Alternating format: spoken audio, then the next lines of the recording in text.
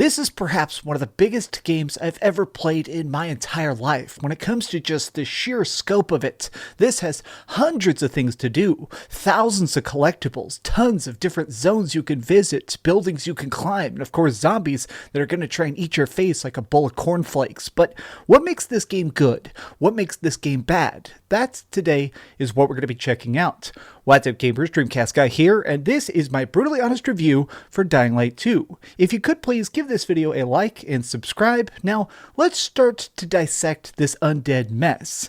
I'm a really big fan of horror games in general because I feel like there's something so special about a universe that can terrify you, having big spooky monsters that are trying to hunt you down, and sometimes it feels like the bigger the game is, the more they sort of lose that fear, because typically, if you have an entire city to escape in, if the second the monsters start to catch up, you can just jetpack away or climb a building or something like that, a lot of times you lose that sense of claustrophobia, that trapped fear that is so special. Dying Light 2 is a game that manages to really spook you. It gets under your skin. It really makes you think that you're completely screwed, even if you could probably live through that next fight.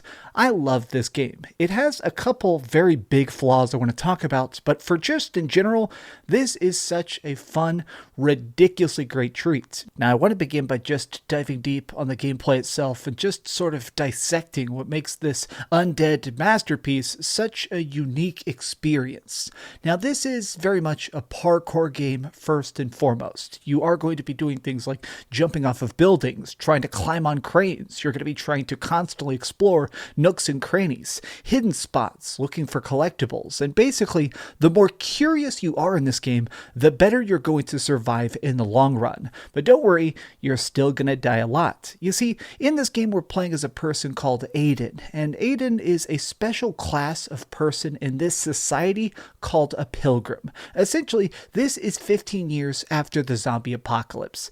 Everybody is dead. 99% of the population has been wiped out and completely decimated years and years and years ago. The only people that are left have basically hunkered down. They're people who have decided to stay indoors as safe as possible, or scrounging their water and their food to make sure that they can have another safe night ahead of them. Well, the pilgrims are different because these rather insane individuals have chosen that the best course of action is to wander from city to city. Now, they do this for different reasons, but our main character, our hero Aiden, he's doing this because he's trying to find his childhood sister who's been gone for a very, very long time. He thinks that he can possibly find her inside this walled city that we are now stuck in. The game is essentially the biggest melting pot of chaotic bloodshed you can possibly imagine. This city has psychopaths that just want to chop you up. There's all sorts of power grabs and factions. There's police called the Peacekeepers who are pretty much more dangerous than some of the psychopaths you're going to run into. And of course, tons of different styles of monsters. There's a lot of monsters and mutants that make this game such a delicious treat. But during the course of this, what makes the game the most fun to me is that it's constantly trying to introduce new concepts. This is one of those games where literally 25 hours into the game, it's still giving you tutorials. It's still trying to teach you new things. It's still giving you new toys, whether it be a flashlight that shoots UV light that can hurt the zombies, or something like a parachute that lets you fly around this town and go from skyscraper to skyscraper completely free fall. Dying Light 2 really manages to keep you engaged by just continually adding into the gameplay itself, giving you extra weapons, arsenal, and chaos to just keep you motivated to go to that next essential checkpoint. But not all of this is good. I do want to talk about the fact that the biggest problem with this game is that basically it does have a lot of filler content. There is stuff that feels like it is repeated again and again just to sort of keep you locked into that addictive leveling system. So while you're playing this game, there is a very, very essential day-night system, which basically makes it where these zombies do not like sunlight. Within the rays of the sun is this stuff called ultraviolet light, which is basically really, really pure form of energy, which for some reason the zombies do not like. This stuff actually lights them on fire. The stronger the zombie is, the more infected they are, the more they're able to just not go into the sunlight. Now, here's the deal. This basically makes that when you're walking around during the day, you're pretty dang safe. A lot of times, just going down the streets, you can zigzag down alleyways, or if you choose, scale up on top of buildings.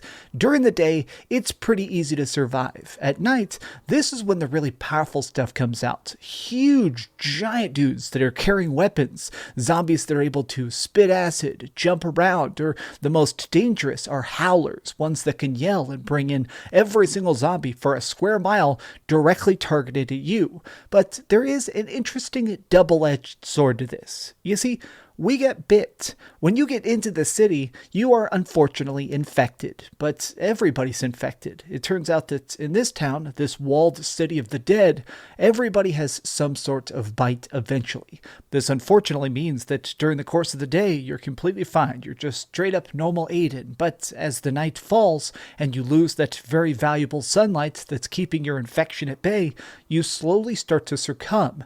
You basically have a very long timer. That means you can go, you can explore dungeons, you can try and find different resources and stuff, but eventually you need to get back to the ultraviolet light. Now, every base has ultraviolet light. It's not like it's super spread out. You can always find a spot to get to. It's not like you're going to be exploring stuff and just fall over dead. But it does make this interesting system of risk versus reward. Go out during the day and run into more human psychopaths, or go out at night and deal with big, gigantic monsters that are probably going to hammer you into silly putty. Now, here's what's the best part about this, is how the dungeons work. Now, I'm using the word dungeon. They don't want to call it that, but I feel like it is a very apt way to say it.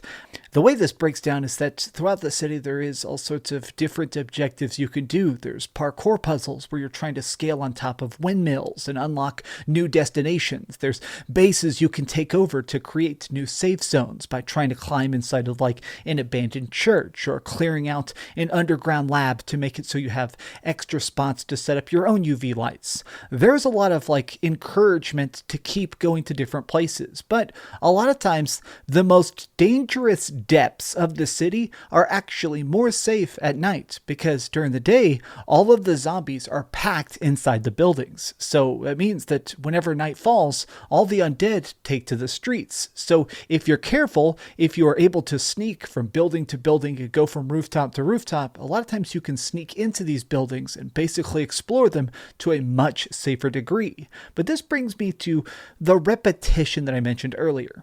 There's a lot of stuff in this game that feels copy-paste. It feels like a lot of these things that you're going into, these dungeons, these explorations, and a lot of these puzzles that you're going to be performing, they repeat a lot, to the point in which I actually thought I was going into the same dungeon again and again. This unfortunately becomes just such a potent problem that at times I felt like I was going backwards and forwards. I thought I was accidentally backtracking because a lot of these environments are so identical. Sometimes they'll even repeat exact solutions to a problem that it made it where I couldn't even tell if I was progressing in the game, other than the fact that my level was going up. But with that being said, I do want to talk about the leveling system, the crafting system, and the weapon system. This game is first and foremost a role-playing game. It is basically a huge sandbox that allows you to constantly progress Aiden. It makes it so that while you're running around and doing parkour, of course you're going to get climbing experience points, which allow you to get extra skills, like making it so you can hold on to ledges longer, jump higher, or make it so that whenever you're coming off a building, you can do a ground pound attack that makes a shockwave and pushes back all the undead or any unfortunate humans that happen to be nearby. As you upgrade your melee, going around with weapons, this is a future where all the bullets have run out. Nobody's sitting around with a shotgun at this point. It's been too many decades. But if you manage to go out there into this environment and craft yourself a really good shock saber or a big old poison axe or something like that, you can really do some hefty damage. And as you're chopping people up, you get brawler experience points, which basically let you do all sorts of special talent points that make it where you could do slow motion deflections of enemy blows by blocking at the last second. I got some great skills that can make it where I could like basically do a dodge, and as I was dodging, a person would stagger. Dying Light 2 is heavily designed towards just making it so that you are encouraged to do what you like most. If you enjoy trying to find all those different hidden nooks and crannies on top of buildings or doing the parkour puzzles, well, you're going to get better and better at the parkour itself. Climbing and jumping becomes a more breezy and easy task. Whereas if you're somebody like me that really relishes winning a big old fight against the super monsters, well then that's what you get stronger at. Now the other half of this is not just the ability to level up via the skill trees, it's also the talent of basically making it where your gear is always getting stronger. There is these randomized missions that can happen at any time. Just as you're exploring the mission, people will be calling out for help. It'll make it where somebody needs just to be let out of a cage, or there's one of the peacekeeper police officers is captured by the psychopaths, and by setting them free, you get all sorts of special bonuses that are basically new randomized loot. Now, some of this stuff is bonkers. Some of this stuff is omega strong, ancient artifact weapons that have the longest, craziest names and basically let you just do omega damage.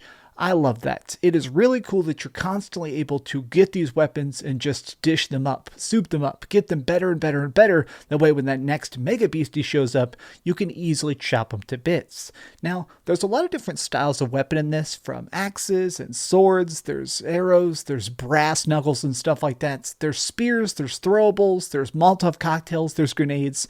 But what's interesting about this is that everything can be customized. There's a crafting system in this game that slowly sort of unfolds. It basically lets you do stuff like make band-aids, basically make these inhalers that'll make you temporarily immune to the virus. So if you're stuck without sunlight, you don't just immediately fall over. And along with that stuff, as you get better at crafting in general, you can slowly unlock the ability to do different elemental upgrades to specific weapons, making it so that it will do stuff like catch people on fire, explode, or sometimes just knock everybody back. It's cool that there's these different scaling abilities to the gear itself that make it where even if you happen to find an axe that's just slightly stronger, you can keep customizing it to make sure that it's always better. You're always getting stronger. You're always getting a fresh suit that'll make it so you can heal yourself better, a hat that has better defense. I like the fact that there's these different facets of gearing that all feel incredibly important. But now, I want to talk a bit about the bads and the stuff that I feel like sucks the most. The story in this game blows. I'm sure that's going to make some people incredibly annoyed. I do not like the story one bit. I think it is the most paper-thin, absolute garbage. And I feel bad saying that because, in general, the voice acting is top-notch. Everybody in Dying Light really manages to read their lines with this really heavy emphasis and emotion. They manage to feel like it is real. My problem is the fact that the storyline, in general, just sucks. Aiden just wants to find his sister. He'll do anything to find his sister, and that's all he talks about. Oh, I need to break into this base? Okay, well, I'll do it to find my sister. Oh, I gotta do you a favor? Oh, but you'll tell me where my sister's at? Okay. Oh, you need me to go skydiving? Okay, but I'll get to find my sister. Like, after so many hours, and this game does take like 40 hours to beat, after a while it got to a point where I just did not care. And I feel bad about that, because every part of this world is fun. I think the graphics are fantastic. I think the science behind why this infection exists and what we're having to do to stave it off is incredibly brilliant. But I do not care about Aiden. I don't care about the pilgrims. I do not even care about the hundreds and hundreds of side quests. I did a lot of side quests, from helping people try to reestablish trade lines, getting the subway system up and running again so I can enable a fast travel, constantly making sure that people aren't getting poisoned by the water, which is probably having zombies fall into it every single day. It drives me nuts that this game tries to just have so much dialogue. There is thousands of things that people are saying, and while they are really managing to emote it, I don't care. And you are forced to participate in it. All right, bold take. I really wish that there was a way where I could just play this game and turn off all of the plot. I do wish that there was a way where you could play this game and just run around and explore and enjoy all the different nooks and crannies and unlockables, because that's where this game shines brightest. When I was out there, lost in the city, trying to figure out how to use my hang glider to do obstacle courses, or trying to just see if I could glitch outside the map, constantly crafting the biggest Molotov cocktail to roast a whole group of super mutants at once, I loved it. I would just play that for months. When they start trying to stop me and be like, all right, time to talk about our feelings and emotions, that is where it completely falls apart. Most of the writing in Dying Light 2 just feels way too bleak and helpless. Like the amount of times where you're having to stop and just talk to someone in town who sounds like they're about to just take a dirt nap. Like, it gets to a point where I wanted to just not even help people in the city, because they're all going to just talk about the worst, horrible things you've ever heard about their missing family members or watching their child get eaten alive. After a bit, it's like, you know what? I'm going to go eat a candy bar over there. This game is fun. This game is big. This game has a lot to offer, especially if you're going to be playing it co-op. But if you're looking for a bunch of fresh roses, this ain't it.